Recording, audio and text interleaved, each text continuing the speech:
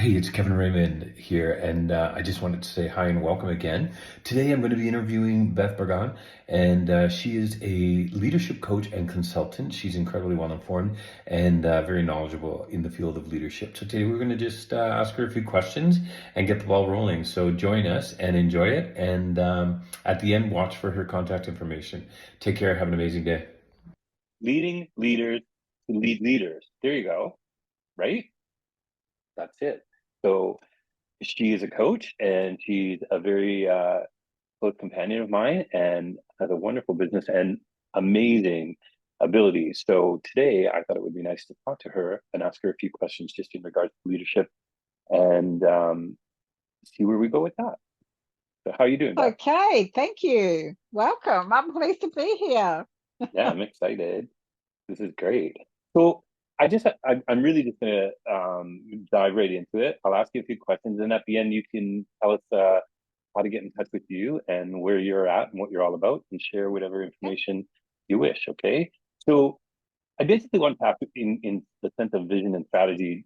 How do you articulate and communicate compelling vision for your team or your organization? And how do you ensure it aligns with the overall strategy? How does that work for you? Um, what an interesting question. It's something that's very often left out, I think, in the leadership journey.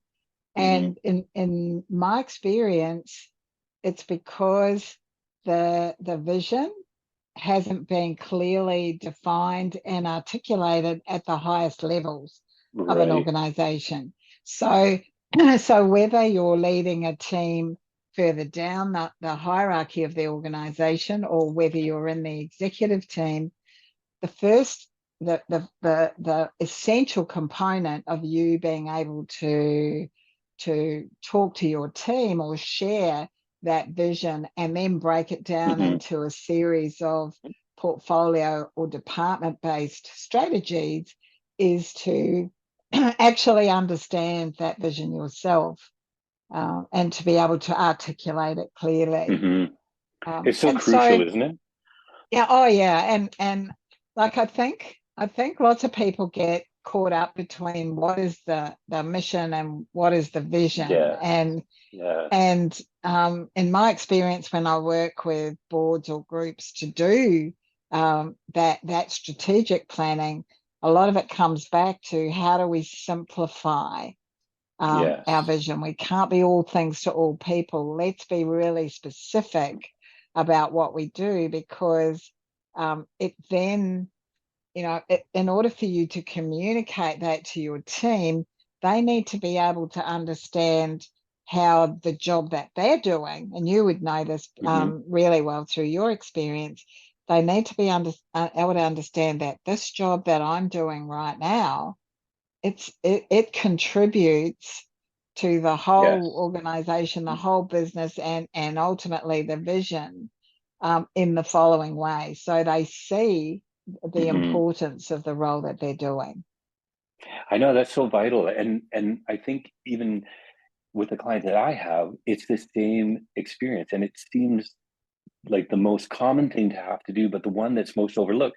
And what I find quite often is that the person who's, relaying that message or vision to everyone has that all in their head and thinks that because they understand it, everybody understands it, and it doesn't always work that way, right? So Yeah, it's yeah. it's really like a massive amount of communication and ensuring that the people know what their end game is and how they are contributing, because that's what empowers people to know that they're Yeah, actually contributing to the to yeah. the team in It, general, right? it gives them a sense of belonging, and as Yeah. though they are actually making a contribution.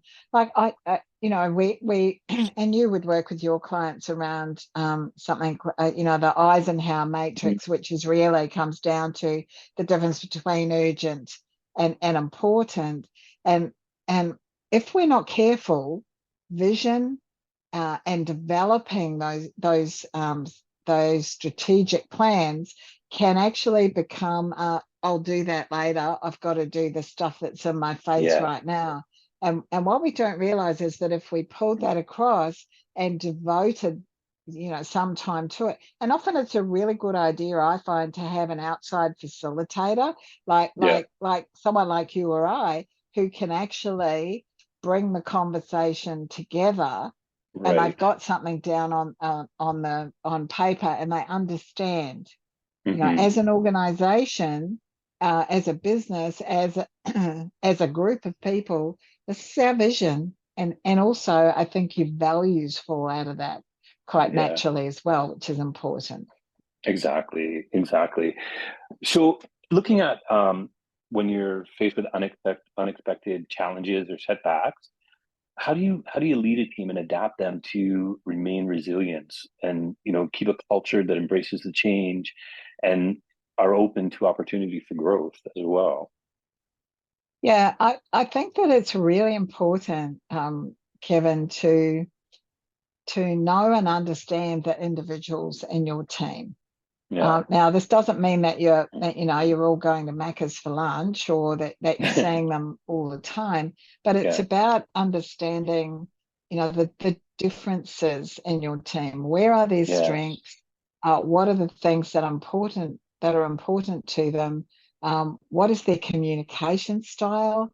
How do they prefer to receive information? And making sure that that you're actually prepared to walk the floor yourself, Yeah. Yes.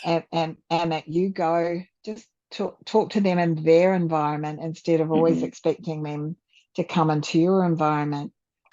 I think that it's important to communicate.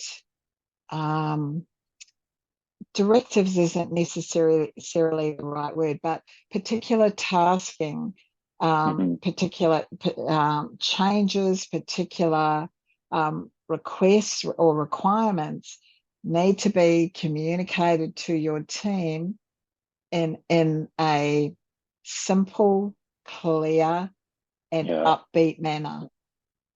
Even if you've Exactly. been over here and for days you've been arguing that this is unnecessary, higher up the chain, you don't take Hmm. that into the conversation with your team.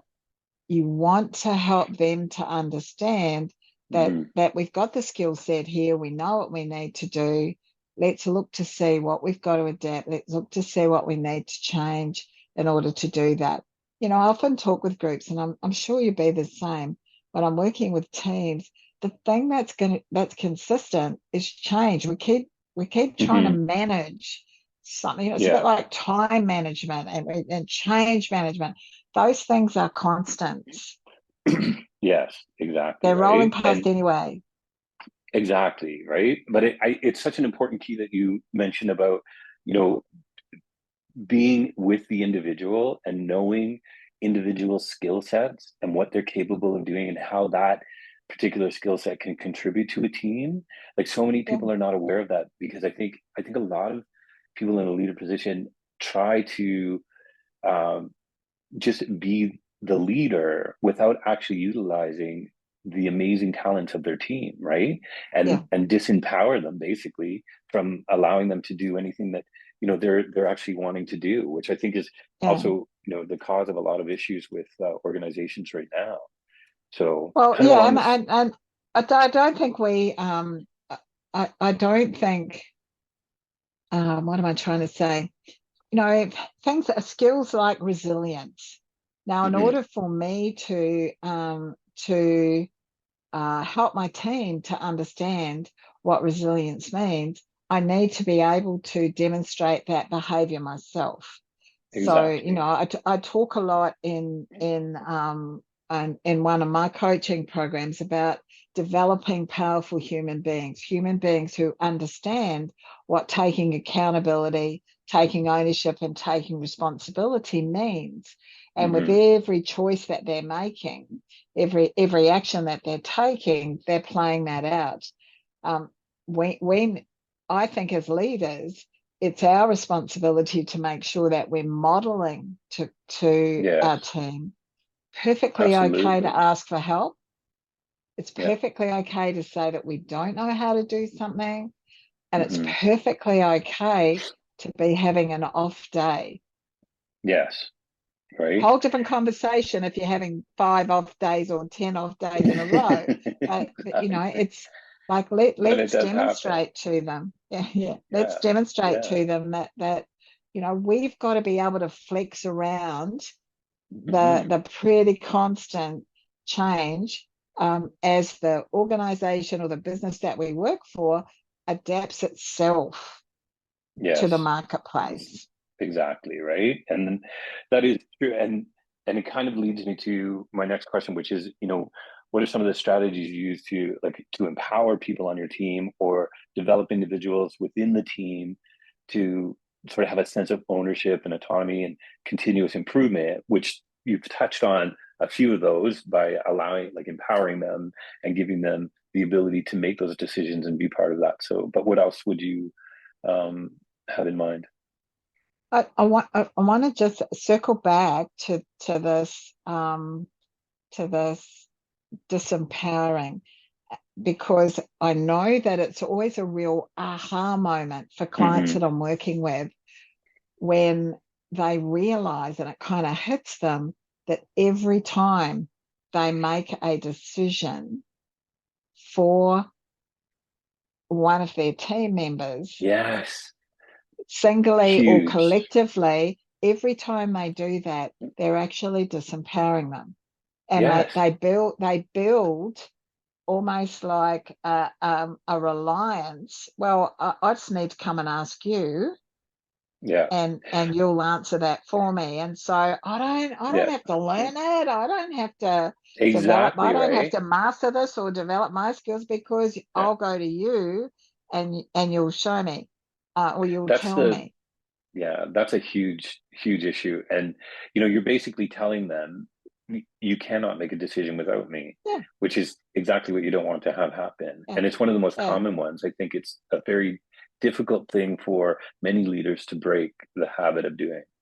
Yes, and it's a habit that if you want your team to be high functioning, if you want Yeah. if you want the culture in your team to be really positive, if you want your team to be asking to be stretched, if you want them Hmm. to be taking the initiative, you have to trust them. And that's the Yes. second thing. Firstly, you've got to stop making the decisions for them. Yeah. You have And to trust that they trust can do it. them. Yeah. Yeah, yeah. And if Yeah. they don't, how many lessons are there? Yes. How many Exactly. lessons Right. are there? Right. So yeah, like I mean, it's huge. That's I think one of the when I'm talking to groups with a team leader and the team itself, that is probably one of the biggest things that they always talk about is the fact that they're disempowered to make a decision. They're not allowed to use their skill Yep, sets to the full capacity that they're able yep, to, and that's what really bangs them down. And that's yep, a direct result of having the turnover that some organizations have and losing amazing people.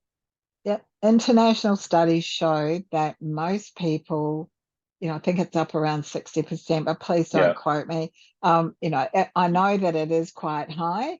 They leave their jobs because of the person who is managing or Yes. leading them. Yeah. Yeah. And the fact that then they feel that they're not communicated with, and that they're not valued, and that they're disempowered. I guess the Hmm. challenge of empowering others is that you need to find a way um, to be able to engage with those people positively, Hmm. so that um, you're still hearing about what they're doing. You're still across the work that they're doing, and their outcomes and productivity. Um, and you're not building a whole bunch of people who are going off on their own Hmm. tangents and not sticking to their lane, so to speak. Yeah. So there's that fine line there. But if what you're doing is communicating with your team, you're getting to know them one on Yeah. one, you're setting up those formal and informal Exactly. conversations. You don't have to have the really difficult conversations if you've Yeah. If you're built going to that do up that, along the way. yes. Yeah. Right. It's a simple thing, like, once a week, making sure that you touch everyone by saying, how are you doing? Like, I'm really glad Yeah. that you're on my team, whatever. Yeah. And then, how are things going? Like, how's your work-life balance going? Are you Yeah. struggling? Or just saying, like, I noticed that your attitude's a little bit different lately. Is something wrong? Something bothering you? What's going on? Right? Like, let them know that it's okay to talk about that and have that open door policy. I think it's really important. Yeah. So, And you also, I love that because that reminds me that you also need to let them know that sometimes you have a door is shut policy because I mhm, actually have work to do. And, yeah. and that's part of that, demonstrating and modeling to them. Hmm. I'm happy to communicate with you.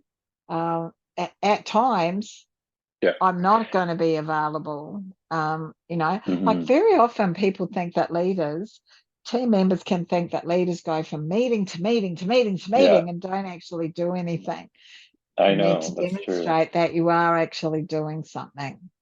Yes, Yeah. exactly. Because that in itself causes a lot of issues amongst the team as well, right? If they're not aware of what it Mm. is that you're actually doing, then Yeah. that makes them think that they're just doing your work, right? Yeah. Which is a pretty common thing as well. So Yeah. just in the And people get unhappy about that. yes, Yeah. yeah, it's like you're dealing with people, so you have to Yeah. remember that, right? I mean, that's the biggest thing, right? There's so many different perspectives on that. Yeah, It's always going to be there's a something. Scottish saying, I think it's Scottish, there's nothing as funny as folk. Yeah, And exactly, there's right. nothing as funny as folk. Yep. Yeah. So I guess in along the same line, then, like when we're talking about inclusivity and diversity, you know, um, how do you actively encourage promotion of inclusivity and diversity in the group or your leadership approach? Like, how do you think that plays a role in how you go about doing things? I love this question. This is really hard for some people. It's really hard for some people, and it's actually really hard for some teams, Kevin. Hmm. They all go, oh, we've got this policy, this is what we're going to do. And then the leader doesn't necessarily, or the organization doesn't necessarily, um, I was going to use the word accommodate, but it's kind of shift Hmm. to embrace the inclusivity and the diversity. You need to have diversity of ages, diversity of Yes. cultures, diversity Yeah. of experiences and backgrounds. Exactly. If for example, if we use a government example, if Hmm. what happens is that there's no diversity in a team and everyone who comes into that team um, has the same way of thinking, if they all believe that we should only ever build two-lane highways, then we're only ever going to build two-lane highways. Yeah. Yeah. And so what we need is people who've got different experiences because Yes. this is where disruption happens.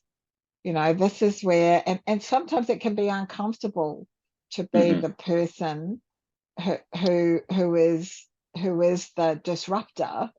Yes. Um, and it can also be uncomfortable to be the person who is there because of inclusivity and diversity Hmm. policies.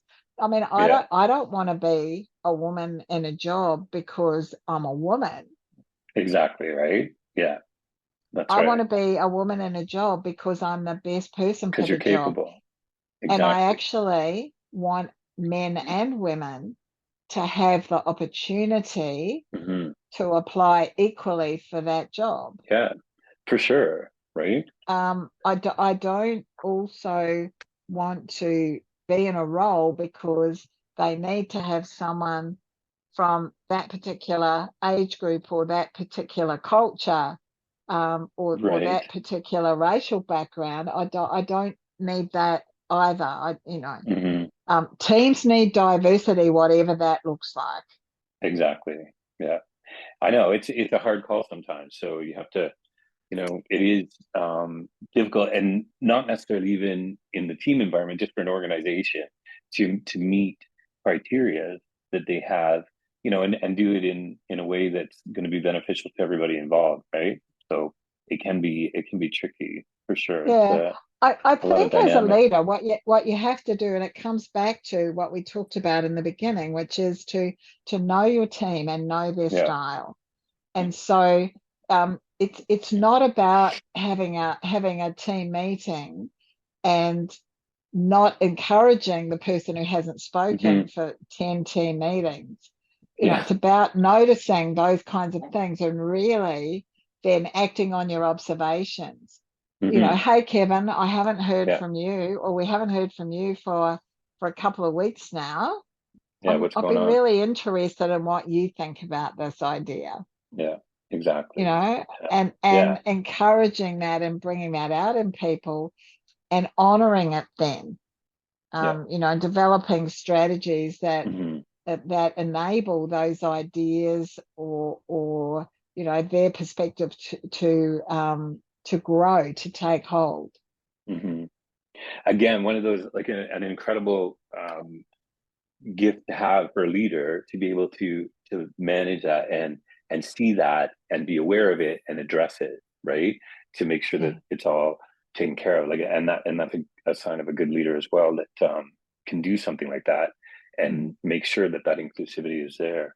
So when we're talking about decision making and accountability, uh, let's talk about the process of how you balance that, and then making quick decisions, right? With considering the importance of analysis and understanding the issue, and then additionally, how do you hold yourself and your team accountable for the outcome of those decisions when you have to do that? That's a multi-layered question. Yeah, so we can break it down if you like. Uh, yeah. So I think it's really important to know what it is that you're trying to achieve. And it's really important, I think, to understand the and to have your team understand the layers of accountability that might sit within what it is Hmm. that you're trying to achieve. Um, so if I deal with that accountability first and then come to decision making, it's a lot of people think that they're accountable to the man, like Hmm. someone who's watching over their shoulder. Right. And for many people, the word accountability is attached to blaming and discipline and Yeah. we're going to hold you accountable for that kind Hmm. of thing. And for me, for leaders, and because I believe every single one of us is a leader Hmm. and we're leading ourselves, for me, accountability starts with my accountability to myself, Exactly. and it's about those standards. It's about my values and my standards, and so I would then, in sharing it with my team and talking to my team about accountability, I would then look to unpack that so that we're talking to, like, it's that vision and strategy that we were talking about earlier, Yeah. and where do you fit Hmm. in the production of the service or the production of the outcome. um, and it's about having them understand that in order for the person next to them or just over there to do their job, Hmm. they have to have done their, I have to have done my job in order for you Exactly. to do your job. And I need to make sure that I'm not the bottleneck. And so, you'll know in Hmm. teams that you've worked with, often it's the Yeah. leader who's the bottleneck because they won't make a decision. That's right. Yeah. That, or they won't sign off on the thing so the process can Yeah. keep moving. Keep And going. people people back here are sitting there, I'm waiting, I'm waiting, I'm waiting. Oh, what will I Exactly. do? I'll learn the Yeah. habit of looking busy, and I'll look Yes, busy, and then, exactly. that's it then. Isn't it's quite good, this stuff. I'm not going to Yeah. hassle, I'm not going to hassle to get that signed off. So it's talking to all of those different levels of accountability, and then putting systems in place to do that. Like I worked with a client recently, and what we set up was a whole new process for Hmm. all of the next level down. Right. So he's a high level exec. So all of the deputy level, um, who sign things off before they come up to him, Hmm. they were the bottleneck. Yeah. And he's got, like, there's all these people underneath waiting for things. And because he was new to the organization, he set up a system which said, in your diaries, like, you work with your executive assistant every single day without fail. By this time, these will be Hmm. signed off and on my desk. We're going to keep it moving and keep it moving. And so, Yeah. that's demonstrating the accountability. We're accountable to making the process keep moving. Exactly. So that's kind of accountability. With decision making, and this is why kind of like it's a great segue, because we were just talking about, well, make the Hmm. decision and get it moving. Um, the people in your team can push a decision up, and they will be doing that, push a request for a decision up, and they will be Hmm. doing that all the time. When you are looking to empower them, and you want them to have some autonomy, and you want them to to understand that they're trusted, as a leader, it's really important that you help them to make decisions, and explain to them that Yeah. these are the non-negotiables in terms of the way that we're making decisions.